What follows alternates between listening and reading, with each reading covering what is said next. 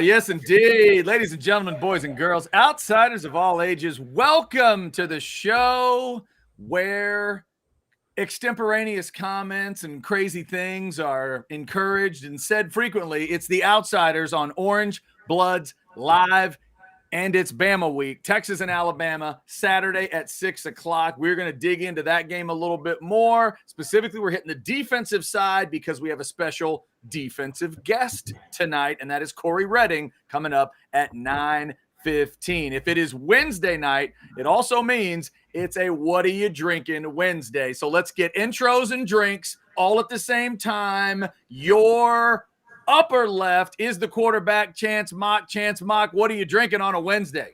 El Tequilino. It's what I drink. It's the best. It's phenomenal. There it is right there. Scan that QR code and get you some. Since 1959, they're brothers and sisters with Specs, man. They've been around the same amount of time. You can get it at Specs as well. El Tequilino. Beautiful. Drink it till Chance sounds right. And Jason Dick is your upper right. Jason Dick, what are we drinking? I got a big cup full of burnt orange Kool-Aid, Chad. Longhorns 38-20. They beat Alabama. Not binding. Not binding. 38-20. Hang on, I have to jot that down. 38-20 is significant. Every Longhorn fan listening right now wants that. How about that prediction? The lower right is the voice of the people. That is Chris Abbott. He's rocking his Astros hat because they're a decent baseball team. What are you drinking, Chris? I'm going to Miller Lite tonight. Back on the wagon. There you go. Keeping it light. Got to stay, light on his feet because his Longhorns are playing football and his Astros are headed to probably a World Series or something like that. Lower left is Bo Edge. The country gorilla's always drinking something. What do you got, Bo? I got a cold Coors Light. Rocking my special shirt from my senior year of college for our special guest. You know, we're having some fun. Very nice. Very nice. Tonight, I'm going to be drinking some H2O because A, I just realized I forgot to grab something. And B, I did have a meeting earlier today with the folks over at Pint House, and the meeting got a little hoppy. So, just get a little water right now. So that's what we're doing tonight. We hope you have your beverage of choice nearby. It is a What Are You Drinking Wednesday. And it's not just Jason Dick, by the way, that seems to be drinking that burnt orange Kool-Aid. Hearing a lot of positivity around these Longhorns the last couple of days about where this game could go. We're going to talk a lot about it. Thank you for jumping in tonight. Remember the chat. It is the Specs chat line. Chance mentioned Specs, where you can get your El Tequilino or whatever you're looking for, specsonline.com. I got the Specs app on my phone just a while ago, which is going to be dangerous in a good way. You can get things delivered right to you if you need it. All right, so get on the chat line. We love those super chats. We had a $50 super chat come in on the 12 to 3 show today. So if you want to take that as a challenge, we will let you do that.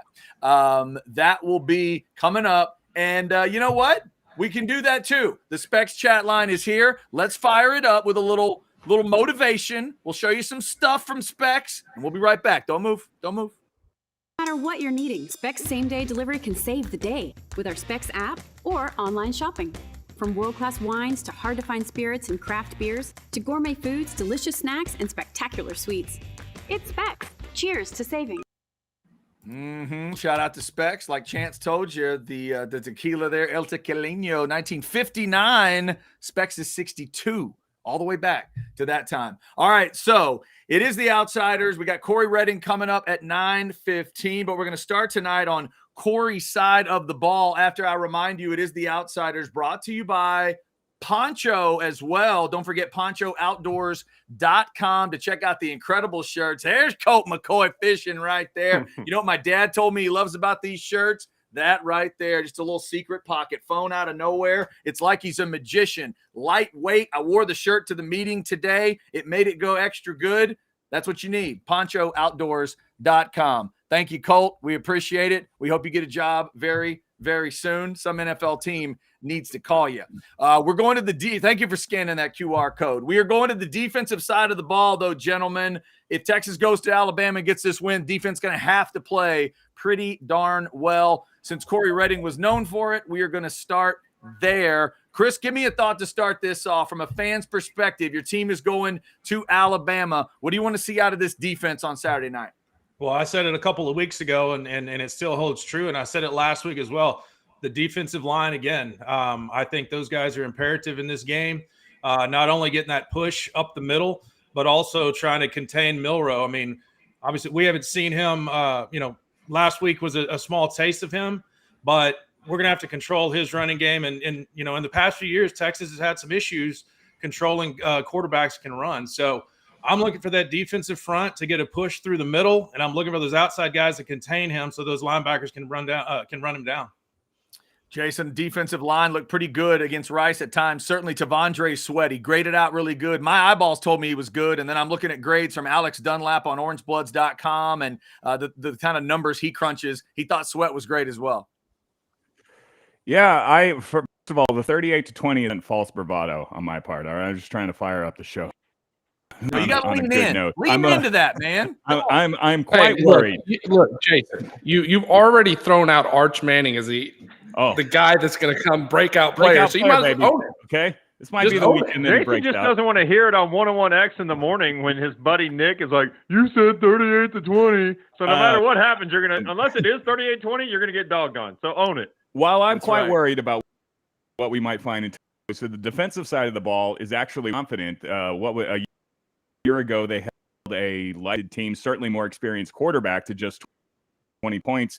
And yeah, Chris hit on it. That's the key to the game. Limit the explosives and get to Jalen Milroe, who has played no games of consequence against real teams, unless 22 Aggies is real teams. Chad, that's up to you to decide. That is rude. He's never played a real football team, a consequence. So while I am freaking out a little bit as well, heading into this game as an inexperienced quarterback, if you can battle him early, I think that's great for the Texas D. But what do you think about the defense? Well, I think everybody's going to the defensive front, and yes, that's a valid point. And Tavondre Sweat has to play well, and Ethan Burke has to play even better than he played, and all those things have to come true. But the true guys that are going to control this game and control Jalen Milroe are the safeties and the nickel corner Jahdae Barron. Milroe is going to run around, and he is going to try to escape the pocket.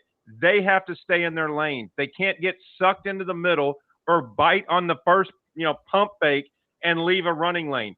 If Milroe is running in 5 and 7 yard clips, that's fine because a mistake comes from that. If he's getting to take those big patches of grass, that 25-yard run that extends the drive, that's when it's a problem. The safeties and that nickel corner, because the other guys are going to be out there further on the edge. And so, yes, they could come into one play, but for the whole game, the safeties in the nickel corner have to tackle and have to tackle well. Chance, this week, Sark said the number one thing for him defensively was they've got to stop that quarterback run with Milroe, and it all kind of comes from that. What do you think? Well, I think so. A couple of things, and I'm going to merge kind of what everybody else was talking about here.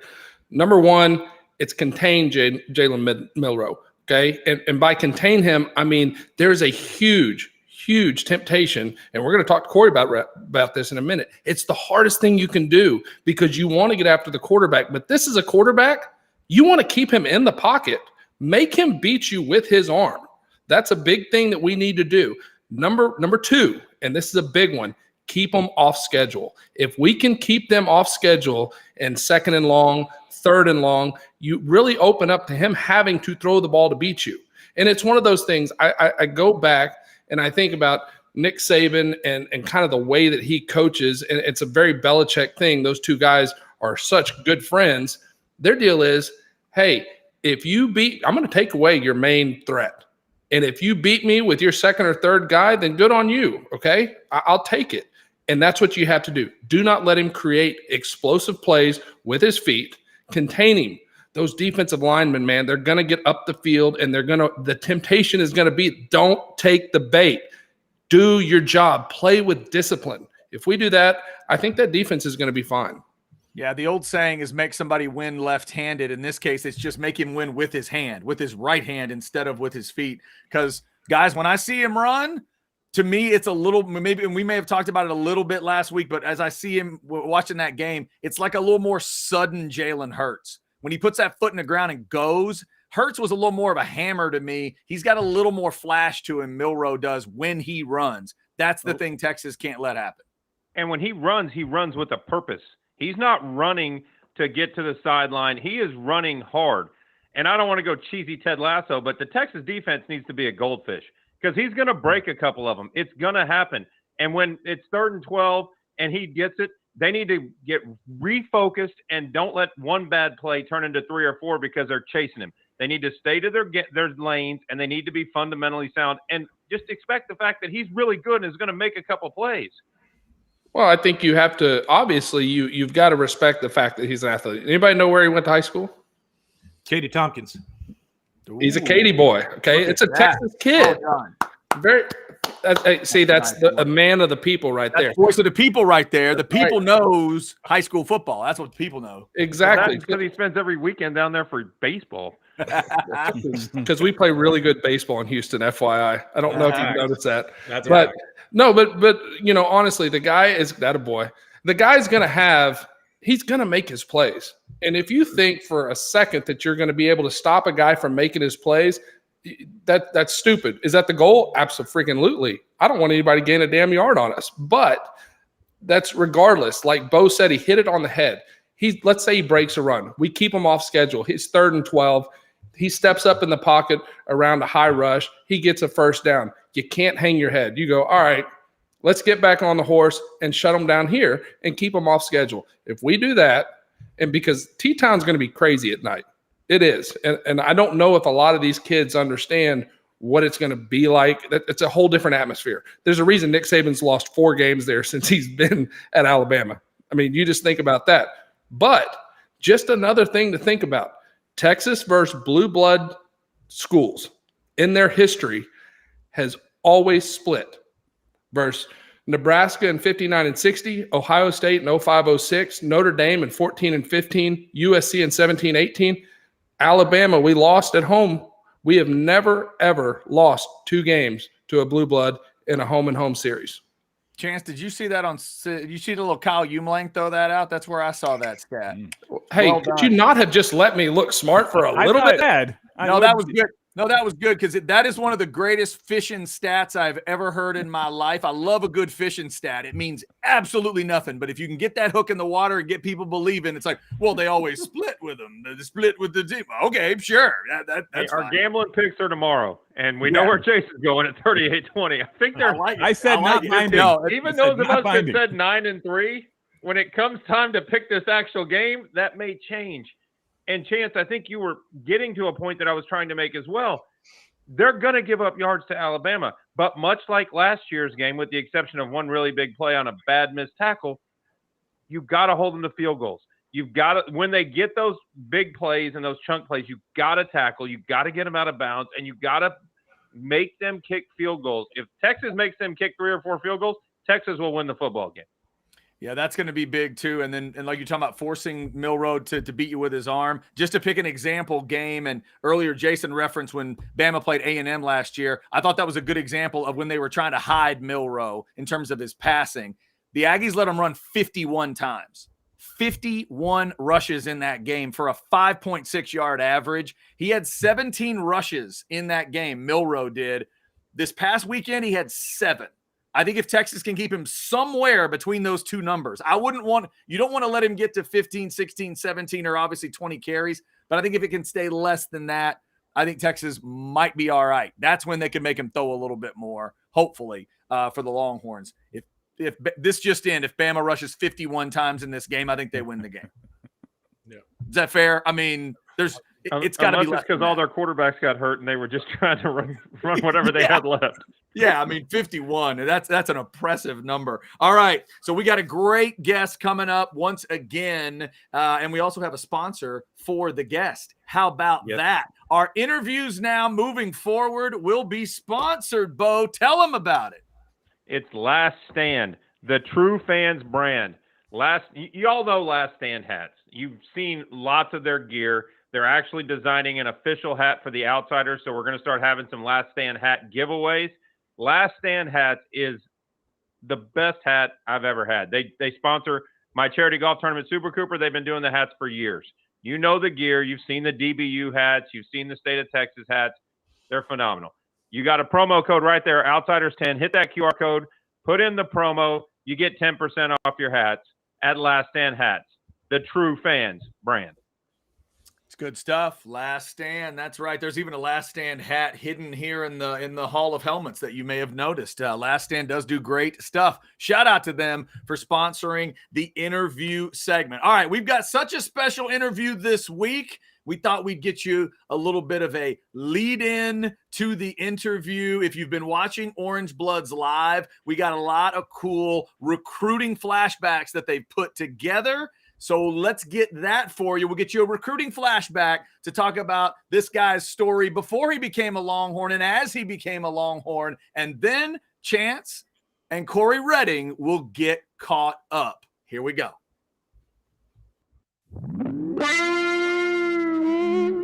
Cory Redding, the linebacker from Galena Park, North Shore High School, USA Today rated him as the best high school defensive player in the nation. That's incredible.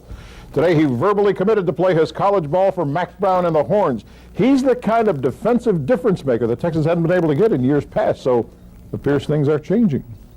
This Orangebloods recruiting flashback focuses on one of the most important recruiting wins in the history of the Texas program. Former five-star defensive end Cory Redding out of Galena Park, North Shore. To completely understand the significance of Redding's commitment, you have to understand the context surrounding the recruitment. Redding's recruitment occurred just 2 years after another five-star defensive end, David Warren, bypassed the Longhorns in favor of Florida State. New Texas head coach Mac Brown was trying to put the finishing touches on a #1 ranked recruiting class, but he had to overcome the stigma that great defensive players didn't go to Texas and that the Longhorns couldn't go into the Houston area and land a truly elite player that didn't play his football in the suburbs. It wasn't going to be easy for the Longhorns, as Redding's top three included Colorado and Arizona, with the Wildcats having a big edge with Cory's brother Chris already in the Arizona program, which had his mom wanting both players to play their college careers together. Colorado was actually viewed as a potential party spoiler, but while Redding was on his official visit to Boulder, CU head coach Rick Neuheisel took the Washington job. And that basically eliminated the Buffs. That left Arizona and Texas to duke it out. And when push came to shove, Redding couldn't leave the Lone Star State. Moments before he announced his decision, Redding informed his mom that he was selecting the Longhorns. He told her, quote, "I'm a Texas boy. I want to go to college in Texas, marry a Texas woman, and have Texas babies," while she broke down in tears at the news. Moments later, he told the world the news. Cory Redding, in 1998-99 season, will be attending the University of Texas. Redding's commitment sent shockwaves throughout the recruiting landscape as Mac Brown's dominance in recruiting in Texas began that day and rarely slowed down for the next decade and a half. The Longhorns finished with the #1 overall recruiting class in 1999, with the USA Today's Defensive Player of the Year representing the cherry on top of a very tasty sundae. Spent time with him and myself, and I was like, I want you to put it on my mind the next morning when I wake up. And when I woke up, my hands was holding up the hook and sign.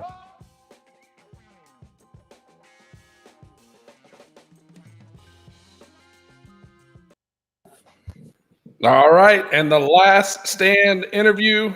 If I've got to make a last stand on the goal line, I need this big son of a gun on the line. Fred, what you doing, brother? What's going on, Chance? Man, just living the dream, talking Longhorn football. It's Alabama week, bro. Yes, like, it is this not what you wake up? Is this not when you sign? Like, look, I was pissed that my class wasn't a #1 rated class because we had BJ, Roy. I'm not going to mention my 5-star because everybody forgets that shit. but we had a loaded class. But you guys set the table, man. Like, let me get into your mind what you were thinking at that moment. I mean, you know, Big Chris, he was over in Arizona doing his thing. I know Mama wanted y'all to play together, but you end up becoming a Longhorn legend and getting guys like me. When you and Chris committed to Texas, that's when I was like, all right, something special is building in Austin. Yes, absolutely. You know, first off, thank you for having me on the show. It's definitely not a privilege, but it's truly an honor to be sitting here speaking with Bullshit. It's a privilege, Cory. Come on. And you know, playing football in Texas is huge, right? And so my brother was always, you know, the leader in that, right? I was in 6th grade when he was in 7th. So everyone knew him first. And then I came on the scene in 7th grade year. Well, that didn't end until my junior year, you know? So I was always Chris's little brother or little Otis. They called my brother Big Otis for Otis Redding, and they called me Little Otis. So I always lived in his shadow until my senior year. So now I've established a name for myself, right? I'm no longer underneath my brother's shadow, and I'm liking the man that I'm becoming on the football field. And so having that taste, the idea to go and do that again in Arizona wasn't very high on my list, chances. So I didn't want to relive that. Chris had to make his own decision and go live his life and play ball where he wanted to choose. And I wanted to be my own man and live my life and choose to play ball where I wanted to go and not where someone else wanted me to go. Well, you know, I go back, Cory, and you probably don't remember this because I was just a little peon freshman going into my sophomore season, and we're playing 7-on-7. At that time, you were playing linebacker, and we're doing 7-on-7, and I come over the middle because for whatever reason, we didn't want to play the best quarterback, so I had to play wide receiver because I was a little fast white kid. And I come over the middle, and I catch this ball in 7-on-7, and then it felt like 2 freaking fire hoses wrapping around me. So I think your arms were around me like 4 times. And I was like, who is this big? So that's why when you decided to commit to Texas, I was like, all right, I got 2 choices. I'm either going to play with this dude. I'm going to have to play against him. Yeah. You know, but I look at it. Look, we got Colin Simmons, okay, and I go back through the years, and I know there's a bunch of great players that have played at Texas. Right after you, probably 4 or 5 years after Sergio Kendall came, and now you got Colin Simmons. You got guys that you were expected to come in, Cory, and make an impact day one, and you did. You know when you look at a guy like him, what are you expecting for him to come in and do next year? Now we got to win this year. I am sold on the fact that we have to win. LSU's ass whipping didn't help them any, but we're going to have to win because I think that recruitment's still a little bit open. Absolutely. We want to walk in chest high, right, into the SEC. We don't want to go in limping, right? So the mindset is we have to win, right? This is huge, especially going into that conference. We know the caliber of players and the caliber of teams in that conference, so we want to go in there and really compete on the field in the game of play and competing off the field when it comes to recruiting. Now, when you have a player like Simmons coming in, don't overcook it. Colin Simmons, if you're hearing this, just do what got you there. Meaning, don't do nothing extra. Don't try to go out there and be Superman. Just be you. Play your game. Be coachable. Take what the coaches are going to give you. Fine-tune your craft, work on your pass rush skills, learn how to set the edge with firmness, play the run, because rushing the passer isn't you got to have the right to rush the passer, right? In order to rush the passer, you got to be able to stop the run. So you got to be able to play tough first and second down to have the right to rush the passer. So at the end of the day, don't do nothing more than what you've already done in high school to get you to Texas. Just do that a little bit more, a little bit better, and just continue to work on your craft. All right, last recruiting question, because it was the funniest thing I've ever seen in my entire life. It was on my recruiting visit, and I know by the grin on your face, you know the name Albert Hollis. You remember that name? Yes. You remember how that went? Why are you bringing up old stuff, man? Because, bro, that's what we do on the Outsiders, man. I tell you what, when that whole thing happened, first of all, number one, Albert walking around with his camcorder on 6th Street was something I was not a big fan of. And I hadn't spent a lot of time there, but I knew that having a camcorder walking around like probably is not the best thing. No, wasn't the smartest move. But you really put him in his place, Cory, and that was the leadership that we needed, because you had a guy, and you can expand on the story as much as you want. I'm not going to get into that. But we had a guy that was a top recruit.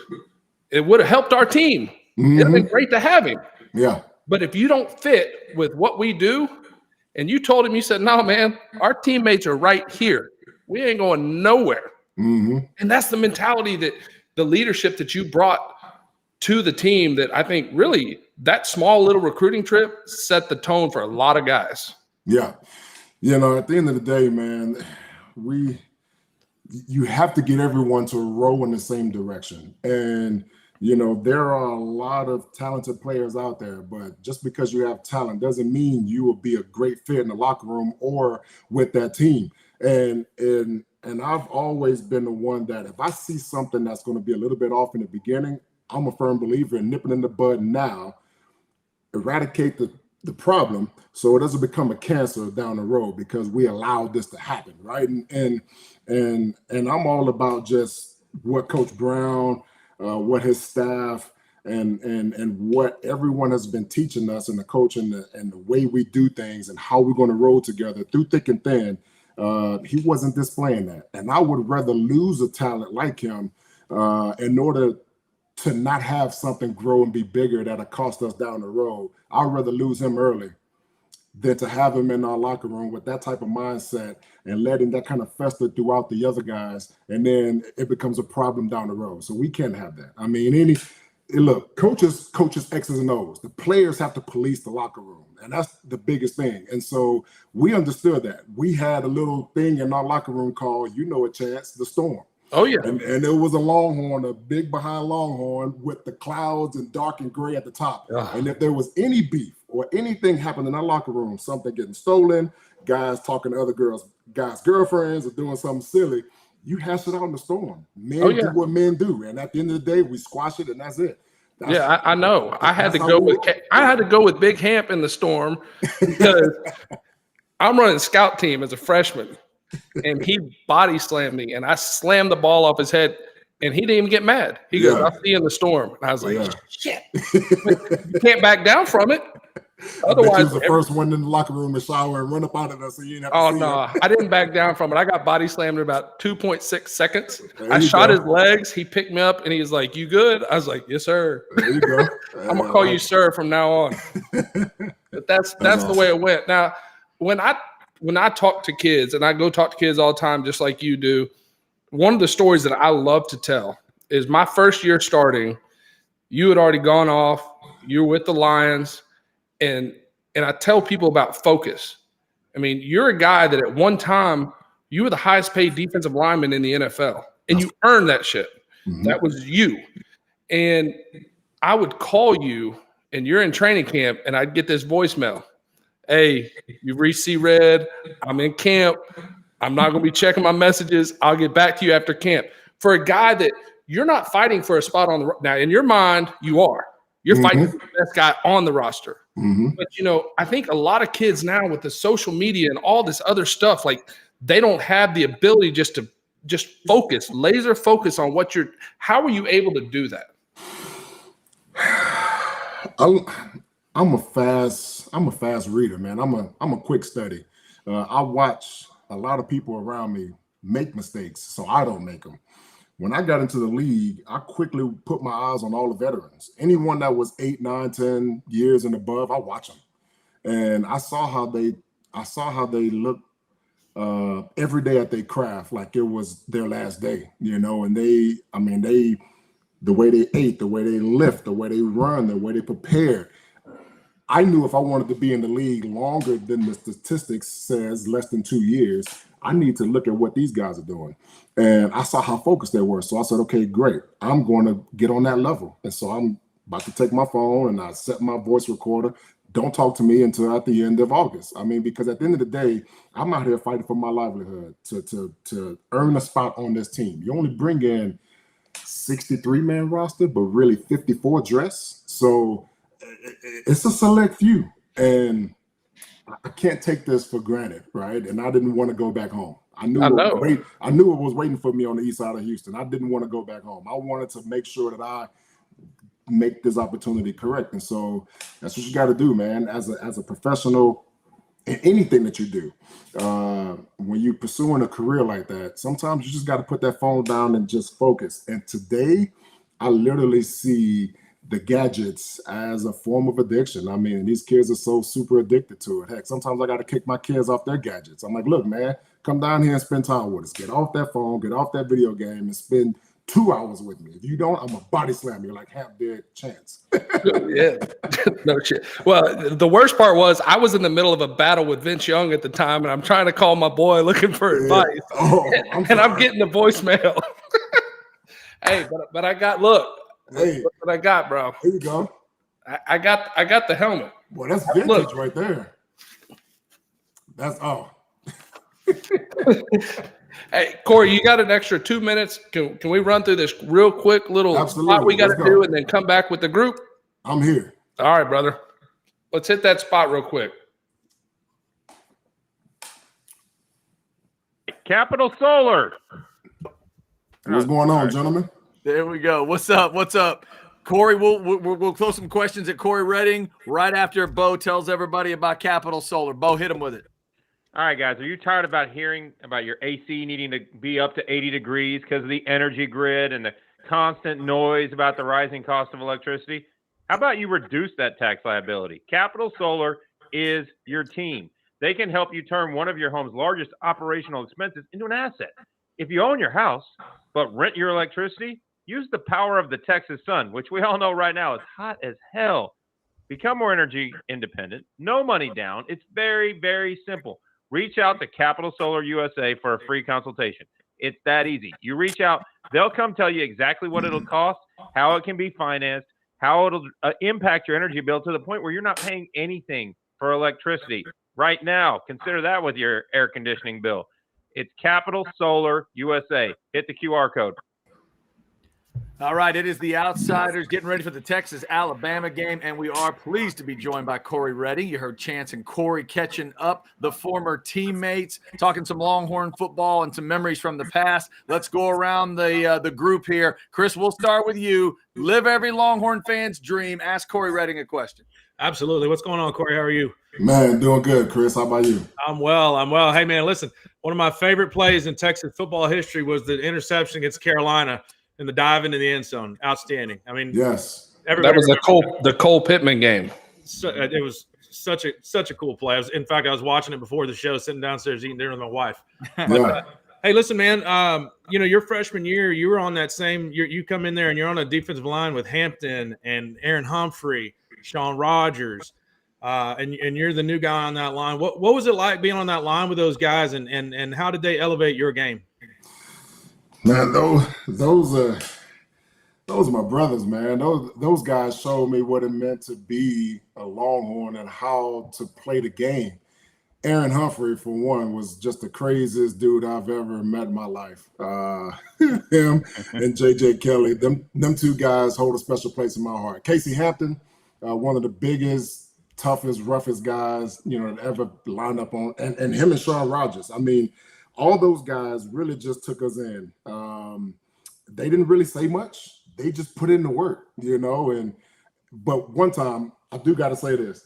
Casey Hampton got on my behind one time. It was in a game, and I'm just rushing up the end. I'm slapping the hands, and I'm trying to get to the quarterback, but I keep passing the quarterback at the level. Never retrace, never come back 5, 6, 7 yards up the field, and I turn them sprint.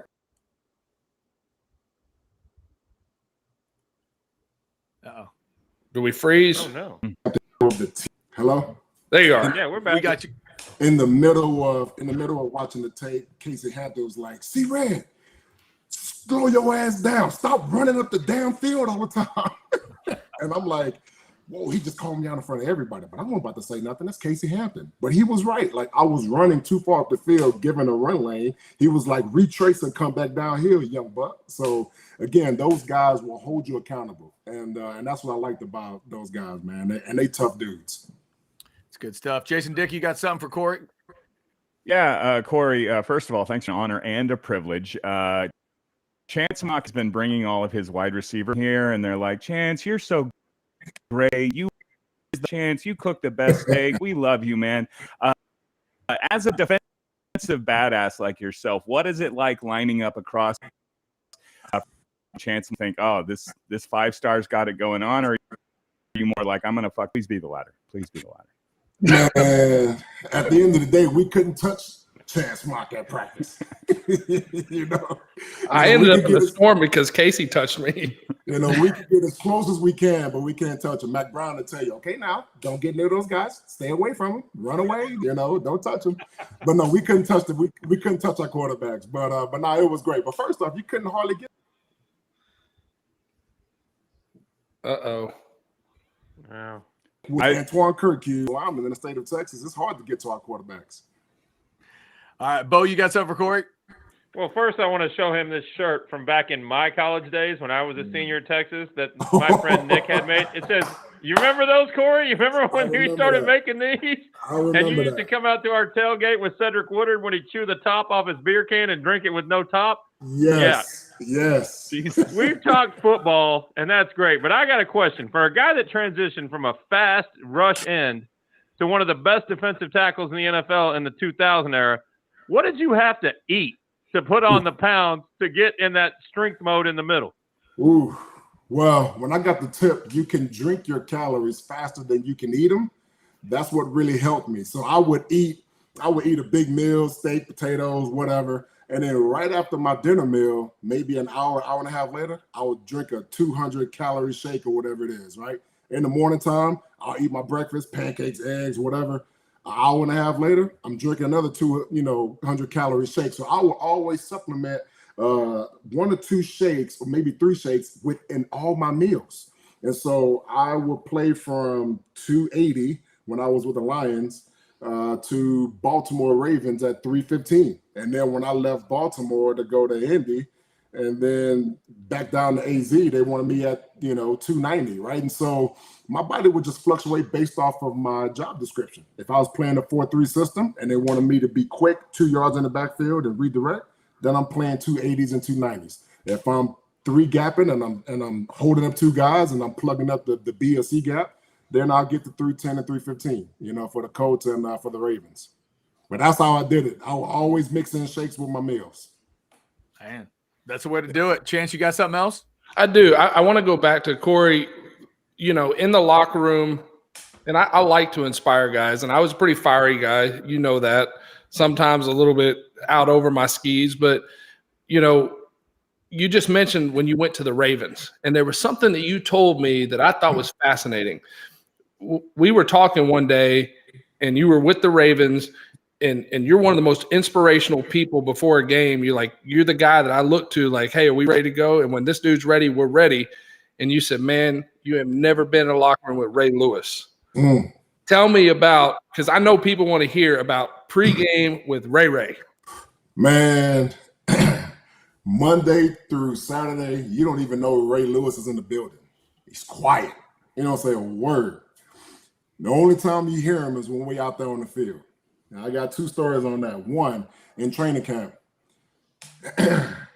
Harbaugh says, this drill is a thud drill. So no tackling, nothing. Thud is basically you just run up to the guy, you get real close to him, you tap him with your shoulder pads, and you let him go. We break. Ray Lewis turned to the whole defense and say, this is not a thud drill. This is our drill. And we going full pass. We take him to the ground. And we look at each other like, didn't Harbaugh say this is thud? Ray Lewis like, this is our drill. We going full tempo. We were like, okay, Cappy, we going full tempo. Ray Rice get the ball. Bam! We smash him, take him to the ground. Harbaugh blow the whistle. Hey, this is not full contact. This is thud. Hey, coach. Ray said we tackling full speed, so we're going to go full speed. So, you know what? That's what we did. Every drill. Ray Lewis said every drill is our drill, and we're going to take them down to the ground. And that's what we did. That's one. And then 2, Ray would just turn the lights on and just pull some inspirational stuff that you would see written on remember the Titans. I mean, he would just make you want to hit your grandmother. I mean, that guy was just electrifying with his words and how he could echoally put it all together to make you just go out there and just run through a brick wall for each other was just awesome. Cory, speaking of electrifying, Chris mentioned it earlier. The play against North Carolina is one of those signature moments for you. It is still to this day one of the freakiest things I've ever seen a defensive player do, a player in general, but specifically a defensive player. I've never heard this angle of it, though. Had you ever done that before, or did you ever do anything like that after? Do you remember the moment? Did it just something overcome you? Is that something you had done before to know you could do that? To flip in the end zone? Yeah. I think he was playing for his brothers. What happened? When I was living in Florida from 1988 to 1992, I was 8, 9, 10 years old. We were staying in some projects, and across the street from the projects was these homes, and everybody had fences. But this old man had he was growing sugar canes in his backyard, and my friends and I were used to jump over his fence, steal some sugar cane because we've been outside all day long. And he would send his dog outside and come chase us, and we would run and literally flip and roll over fences to get away from this guy and his dog. And we would flip over 2 or 3 neighbors' fences, and then by the time we got to the third one, we'll hit the alley and we'll run, and we'll sit there and just eat sugar cane and just drink water from the water hose. And that's why I started doing those little flips. Well, in the game, it just happened. When I was running, I didn't anticipate cutting back to the field. I was just running as fast as I could. And when I saw Ronald Curry's eyes be as big as bowling balls looking at my legs, I knew I had to do one thing, is just jump over him. And I didn't know it was going to be the roll, but it just happened that way. And you hadn't done it before? No, not in a game. Not in pads, not in a game, not football whatsoever, no. Wow. Only That's when incredible. I was 9 and 10 years old, taking sugar cane out of somebody's backyard. So nobody knew it was the sugar cane flip. No, Back no, in the not day. at all. That's Not at all. incredible. That's incredible. All right, Chance or anybody, y'all got anything else before we let Cory go? We just got a Man. super chat, Chad. Can we go to that? I don't know if that's is that. Oh, we is can that always go to a super chat. Let's do that. Thank you for mentioning that. This is from Blake. $4.99. C Red. What really went down on the DJ Williams Hollis recruiting weekend, and did you ever cross paths again with Williams in the NFL? Well, we're just digging in now. Yeah, you trying to peel off some more. Nothing happened other than the fact that I told him we need to get that camera out of here, and we're not about that. So that was that. And running into him again in the NFL, I don't think so. You played against DJ, I think, for 1 or 2 games, but I mean, y'all wouldn't have been on the field at the same time. No, not that I recall. I don't remember. There you go. Blake, we appreciate that. $4.99. Yeah. Chance, is that it? We good? I think that's it. I think we let the old man go watch the Astros right here. Oh, yeah. Yeah, okay. All right, we interrupted his Astros watching. Yeah, Cory, we appreciate your time, man. Thank you so much. You got a prediction for this Texas Bama game before we let you go? Oh man, I got a text today from a group chat, and they said Texas by 10. So I'm gonna just go with that. Don't know what the score may be, but I say we win by 10. Hey, Red. Now I got to ask you though, because this is something I put my beautiful beard. I bet on this that Texas is making the playoffs, and if they don't, I'm gonna have to shave this beard before I go up to Buffalo to watch my Bills play the Cowboys, and it's gonna be cold as hell in December. You think we make the playoffs this year? Hey man, if we don't, it's gonna be a sad day in Austin, man. Look, we have the talent. We definitely have the talent. We got everything that we need. Coaching staff is solid. I think all the kids are bought in. At this point, we just have to make sure everybody play on one accord on that field. Ball hard like a small guard, like we used to say back in the day. But go out there and just take no prisoners, man. I mean, this is Texas, and if we're not in the Big 12 championship, if we're not in that playoff picture at the end of the year, then it's a losing season. I don't care what the record say. That's just who we are, and that's what we're all about.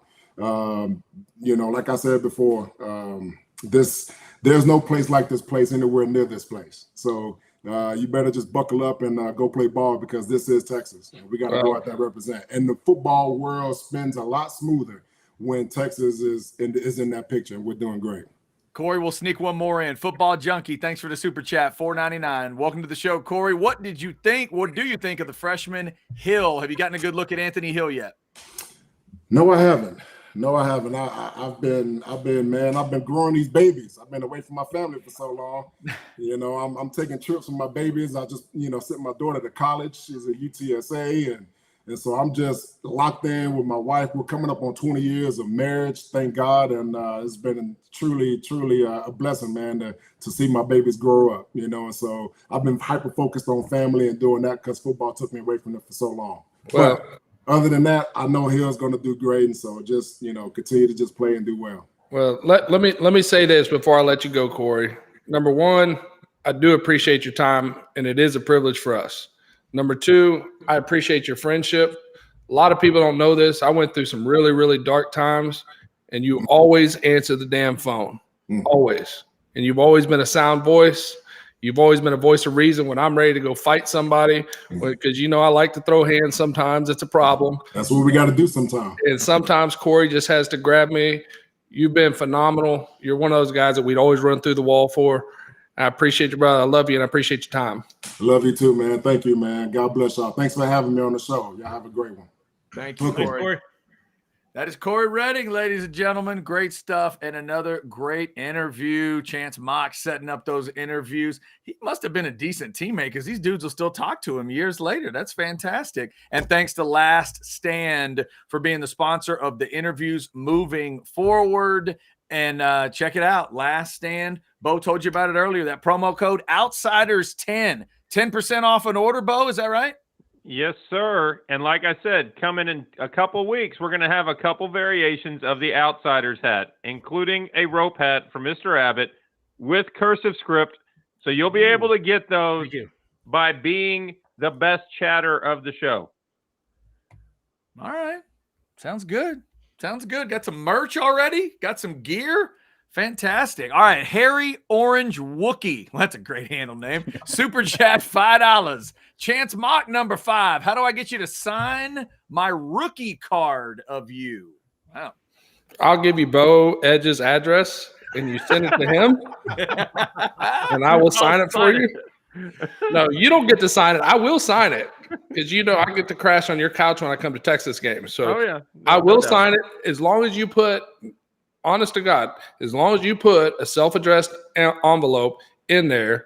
You don't have to provide a stamp. I'll get a stamp. But if you put a self-addressed envelope, I'll sign it and send it back. There you go. We'll see if we can get with that Blake. done. He'll give you the address. Yeah, we'll see if we can get that done Give me for you. Rookie card. Do they make Arena League trading cards? I'm not. No, sure. you don't realize I have a rookie card. I was in the NFL long enough to get a rookie card and a pair of shorts. And I stole Andre Johnson's shorts on my way out the door, because I was like, shit, if y'all going to cut me, I'm taking something. You're just looking around for something to grab. I grabbed Dre's shorts out of his locker, and I was like, Dre, I'm taking these. He's like, you good? I was like, all right, it's nice seeing you. You good. It's a good thing he said you're good, because there's no way you'd have beaten him to the door. Right. Andre Johnson was beating you to that door, no doubt. No, he'd have Cortland Finnegan me if I didn't have his permission. Oh, he's from the U, bro. That's That'd have been a different kind of storm. Yeah, that's a different storm. Exactly. It is the Outsiders. It is a What Are You Drinking Wednesday. We hope you are having a good beverage, enjoying it. Thanks to over 200 folks for jumping in right now. We appreciate it. We do have the Dick Move of the Week coming up. Jason Dick has somebody he wants to pick on. We will get to that. But first, our man Chris wants to tell you about Mungia Real Estate. What's up, Chris? Mungia Real Estate, my guy Ray Mungia, a good friend of mine, my next door neighbor, born and raised in Austin, Texas. Ray is your guy. Not only is he owns his own real estate broker. Go see Ray, great guy. Not only is he in there for the transaction, but he's there after the transaction as well. I can't speak highly enough about Ray and Mungia Real Estate. Go see him. Give him a call, 512-922-4267. Ray's your guy. Give him a shout. All right. So as we continue on the Outsiders, it feels like there are moments where the Dick Move of the Week for Jason Dick is obvious. We've had some obvious. There was a Big 12 commissioner. There was a coach running his mouth and stuff like that. And Grady giving a shout out to Mungia Real Estate. We appreciate you, Grady, and all the folks in on the chat tonight. Shout out to the Specs chat line. All right, Jason Dick, who is your Dick Move of the Week this week? I'm going to see us this week as well. And I hate that I have to go here so early in the season. But to the four beautiful faces I see staring back at me through the YouTube. You know what? The loyal Orangebloods community firing up the chat every week. Last week on the show, I was asked who would be a breakout player for the Horns, and I said Arch Manning. Now, was that a ridiculous answer? Yes, it was. Okay. I was completely unprepared, unprofessional, to fire off a name. But I believe I backed it up with some reasonable analysis about how we still are not totally sure who the best quarterback on the Longhorns this year. And after one game, I'm going to say that. So for you guys who laughed at me and the chat who just absolutely lit me on fire, the outsiders, Orangebloods, chatters, you guys move. Okay. Sometimes the jokes just write themselves. You know what? You screw up and yell Arch Manning, and we're the dick move of the That's week right, buddy. calling you out. That's right. Whatever Okay. helps you sleep, Jason Dick. Whatever helps you sleep. If you want to blame that on us and the You don't wanna chat know what line, helps him you go sleep. right ahead if it makes you feel better. I tell you We what, know what helps him sleep. I have never looked at the pre-production sheet harder than today to make sure that I was ambushed by something that I'm not ambushed. I'm just stupid and didn't read that part. I was like, breakout player. What? Oh, no. Hey, that's how Chance made his picks for our pick'em that we do on Thursday. Your Arch Manning, that's how he did his picks because he obviously didn't research the games. Yeah. Well, you know what? Let's I did. Just not well. Yeah. Just a little bit. I mean, It's week 1. You don't know who's coming out. That's true. It's fair. That's good. Week 2 is a little different because, at Alabama and stuff. How about this? Since we just mentioned, Jason mentioned, his comment last week. Let's go to a quarterback question. We threw this out on the shows today. Your comfort level with Quinn Ewers right now, 1 to 10.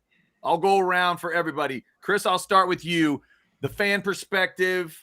Where's your comfort level on your quarterback headed to Tuscaloosa? Headed to Tuscaloosa, I'm going to go with a 5. I mean, he had his moments last week, and then we had there were just plays where you just kind of wonder, what's going on. We're still throwing off our back foot. We had our underthrown balls. I agree with Bo though. I mean, it wasn't all bad. And if you look at his numbers, it really wasn't bad at all. If you go by the numbers, is that kind of game going to get it done in Tuscaloosa? I don't think so. I think he's got to be a little better than that. And I'd like to see him take control of that offense, get in that huddle and own it. That's what I'd like to see. Jason Dick. Yeah. I mean, obviously with your comment last week, there's a little shakiness maybe to start with. That was before the Rice game. Now coming out of it, where's your comfort level? How about I give a 3 for my guy, number 3, Quinn Ewers, who I'm not saying needs to be benched. I'm not saying that I need to see Malik Murphy or Arch Manning versus Alabama. All I'm saying is that we've watched Quinn Ewers for a year and 1 game and done a lot to convince me that he's a superstar. Our talent is crazy good. I still don't understand the mess of the footwork there. 0 for 6 on deep shots. I'm just not positive is the man. And I hope for him to prove me wrong. He can see today 38-20. Heard it here first. Bo, your confidence level on Quinn Ewers? I'm at an 8. Like, I have confidence in Quinn Ewers, and I thought he did adequately enough last week in a vanilla game plan with an interior offensive line that was getting him blown up. I'm confident in Sark. Now, I realize I'm by myself on that island sometimes, but I think Sark will have a play design schematic that will beat Alabama at least for a half, because that's what his MO is. If Quinn gets the confidence that he got in last year's game in the first half, because he has 3 or 4 throws that are wide ass open and not 40 yards down the field, but that circle route to Keelan Robinson or some route to Jatavion Sanders, I want Sark to go Kansas City Chiefs and run some goofball plays, but somehow the ball ends up in Worthy's hands, in Sanders' hands. And if they get the ball going, if Texas can put up 10 points in the first quarter, then your confidence level, and Chance can tell me if I'm wrong here, your confidence level as a quarterback, you start puffing your chest out when you've thrown a couple touchdowns in T-Town. If you do that, all of a sudden those throws hit a little cleaner. You are confident in the pocket. You do step into the pocket instead of running around it. My confidence level is that Quinn, if he's who I think he is, if he's who was the number 1 rated quarterback in big games, big guys come out. It's not about beating the middle school that was Rice last week. It's about beating a real team at their house. If he's an NFL quarterback, if he's the guy that everybody says he is, this is when he comes out. Interesting range there. Chance Mock, where are you right now? 1 to 10 on number 3. I'm going to give him a 7. That's where I'm at. I'm not quite as high as Bo. I'm giving him a little bit of the benefit of the doubt because some of the issues that were caused last week were because the interior offensive line was not good. Now, the biggest jump that any team will ever make, it doesn't matter if it's high school, college, or the NFL, is between week 1 and week 2.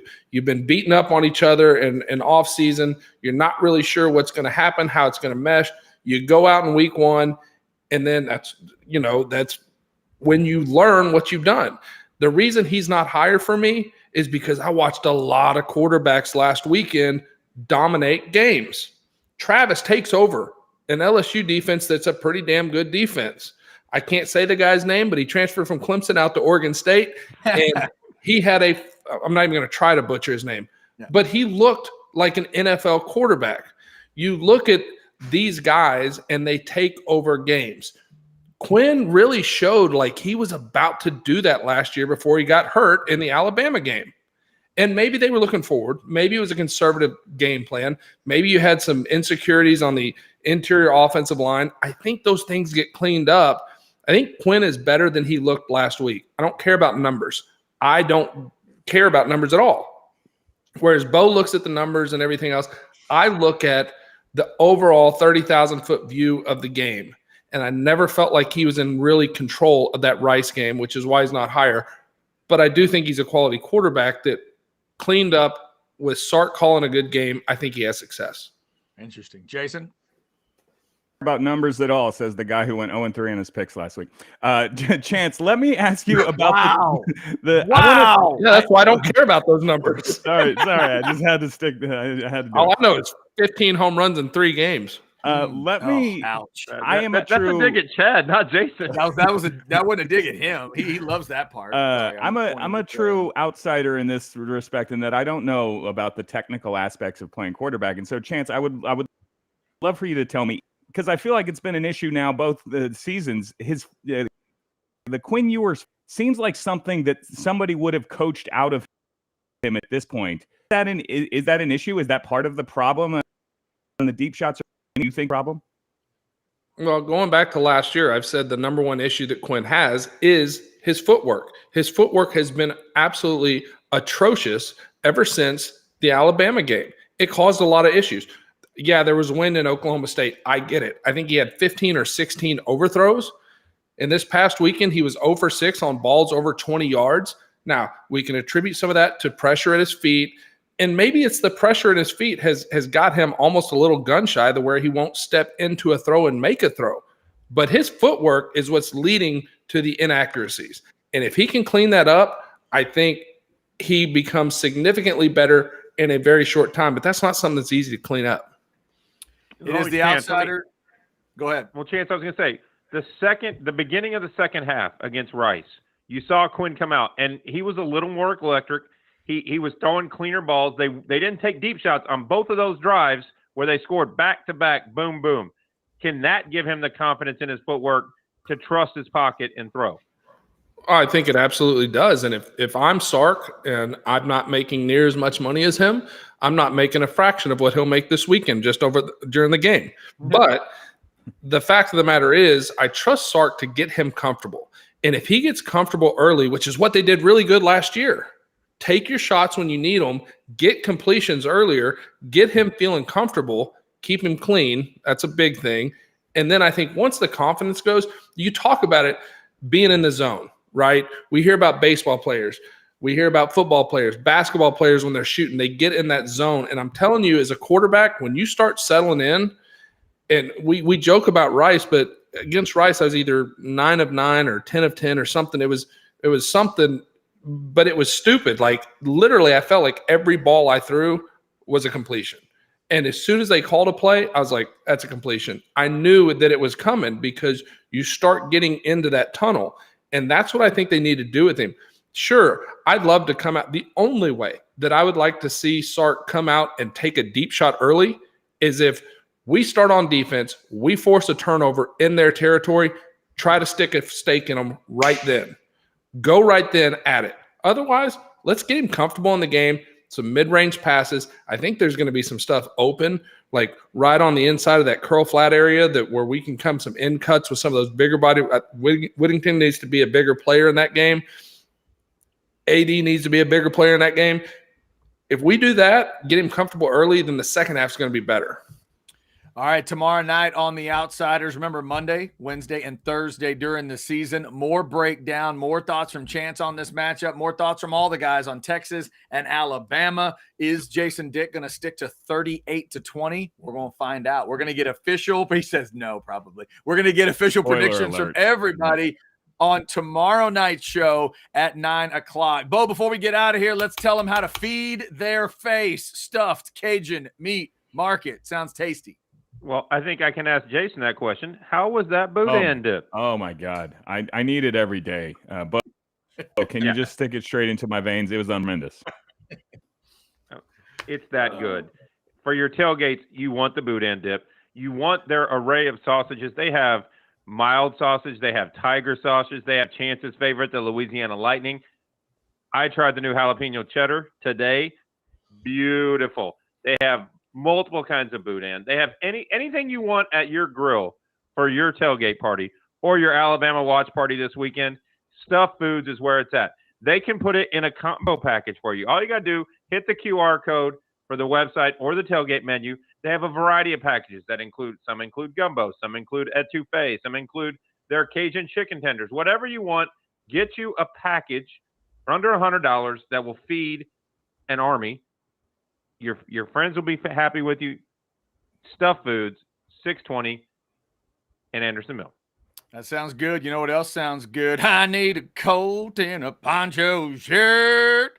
I need a coat and a fishing shirt. That's right. Colt's rocking the long sleeve burnt orange. I got the Bandera on tonight. I got the Bandera and the Del Rio. The guys swear by these hoodies, the hats, the shirts. PonchoOutdoors.com. I went out in that 100 and whatever degree weather today, just stayed dry and clean, and they don't say Cory effing Redding. So if you need to go to a business meeting, the poncho stuff does not say Cory effing Redding to get you in trouble. Just in case you needed to know that one. All right, fellas, we will talk tomorrow night at 9 as Texas gets closer to playing Alabama. First and foremost, thank you to Cory Redding for his time tonight. Another great interview. Chance has got those lined up. You got to be here on What Are You Drinking Wednesdays on The Outsiders. And next week's going to be fun, Chadwick. Next week. I'm Tell not them who telling it is. Oh, you got to say. Oh, there's another guy that played quarterback. His name's Adam Dunn. Oh, really? The donkey. We're in? The Adam donkey Dunn's himself. That's a multi-sport athlete right there. And That's he if he doesn't loves take you to the football. storm for bumping him for Cory Redding. I can't wait for that one. That's going to be good. Adam Dunn is next week. Jonas, thank you so much. Super chat, $5. Good show. Thanks, fellas. We also had this one. Did we get this one in? The extra one from Harry Orange Wookie. I mean, he's got a Texans rookie card. It's not worth much, but it's worth a lot to me. Hook 'em. That's how much they love Chance Mock right there. He wants that Chance Mock rookie card signed. It'll matter to him, Chance. Well, we'll get it done. Important. We'll get it done. That's the goal. Harry, what is it? Harry Orange Wookie. We're going to get that signed up. I see the joke on your face, Jason. The joke wrote itself. Don't say it. Don't say it. If I set up a joke, I'm sorry. I probably did it. I can see that look at that twinkle in Jason's eye when he's talking about a rookie card because Jason wants to say there's not a second-year card. Tomorrow night, 9 o'clock. Keep it right here. Orangebloods Live. Check out all the shows. Get the notifications. Get signed up. Tomorrow we'll be back at 9. Check out all the different shows. Thank you so much for supporting Orangebloods Live. Until tomorrow night at 9 o'clock, so long from the Outsiders and from Poncho and from Colt Fishing, Colt and Camo, and Colt driving to his next NFL gig.